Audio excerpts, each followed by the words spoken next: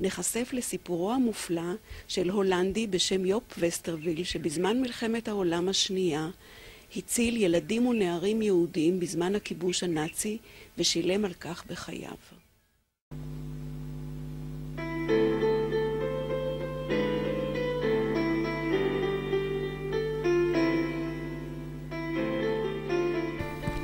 ביום חורף, שטוף שמש, נסענו לטייל לכיוון היישובים בערי מנשה לצפות בפריחת הרקפות.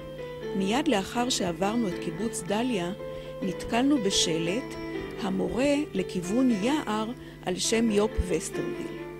מעולם לא שמעתי את השם הזה לפני כן. הסקרנות הובילה אותנו בעקבות השלט ליער ההנצחה ולמסע בעקבות האיש וסיפורו.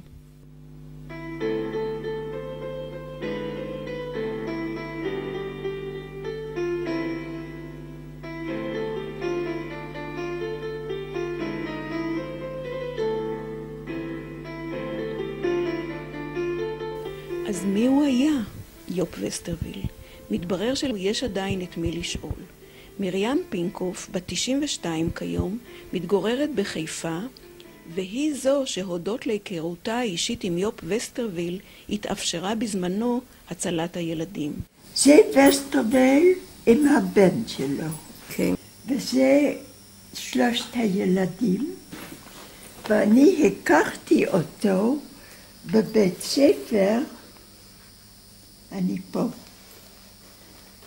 בבירטהופן, בית ספר מאוד מיוחד. ושם הכרנו. לא, הייתי המורה. והוא היה המנהל של הבית ספר.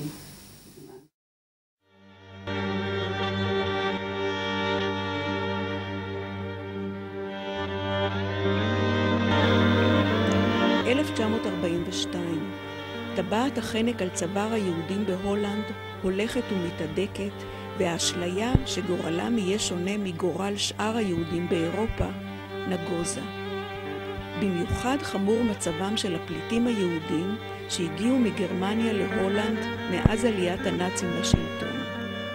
על הרקע הזה אפשר לדמיין את תחושות החרדה והאי-ודאות ששררו בקרב המדריכים והאחראים על קבוצות נערים ונערות שהגיעו מגרמניה והשתכנו בחווה מחוץ לאמסטרדם.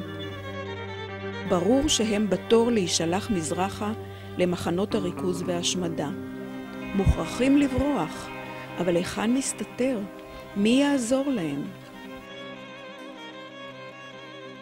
כאן נכנס לתמונה יופ וסטרוויל, הולנדי, פרוטסטנטי, פציפיסט, אוהב אדם, שנחלץ לעזרה תוך סיכון עצמו ומשפחתו, ואומנם בסופו של דבר נתפס על ידי הגסטאפו והוצא להורג ב-1944.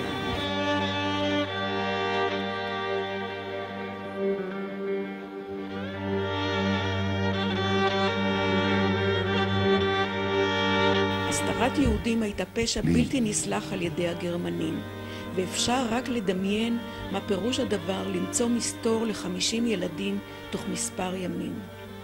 הצלת הילדים הייתה כרוכה בעברתם ממקום מסתור אחד למשנהו, לצייד אותם במסמכים מזויפים, בכסף, ולבסוף להבריח אותם מעבר לגבולות. עם תפיסת ההורים על ידי הנאצים, פוזרו הילדים בין משפחות שונות בהולנד. עצרו את אמא, חיכו לנו בבית וחילקו אותנו למשפחות.